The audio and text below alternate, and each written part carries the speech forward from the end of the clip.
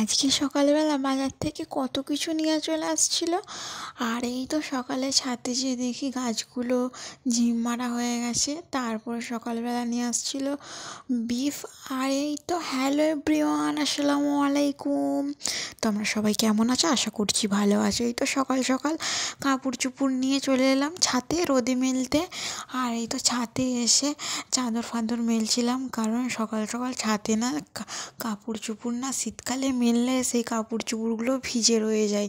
তার জন্যে গোসল করে পরার সময় ভিজে রয়ে যায়, এসে দেখি মাঝে মাঝে ভুলে যায় আর মাঝে মাঝে মেলি।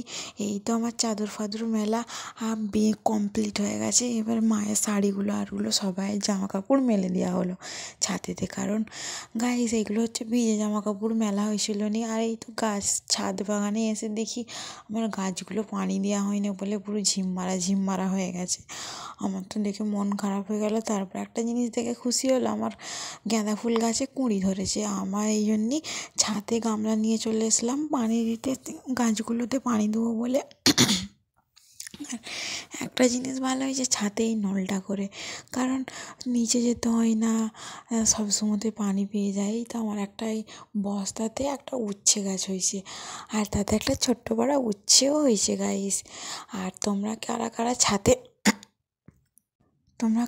ছাদে এরকম ফুল গাছ লাগিয়েছো অবশ্যই কমেন্ট করে জানাবেন। আর আমি তো রোজের ফুল গাছগুলোয় পানি দেওয়া হয় না, মাঝে মাঝে পানি দেওয়া হয়, তার জন্য একটু বেশি বেশি করেই পানি দিয়ে দিচ্ছিলাম, একদিন ছাড়া পানি দিই। আর গাছগুলোতে সেরকম যত্ন করা হয়নি, তবু ওই গাছটাতে কত ফুল ধরেছে দেখুন, গাঁদা ফুল। আর এইগুলো ছোট ছোট গাঁদা ফুল।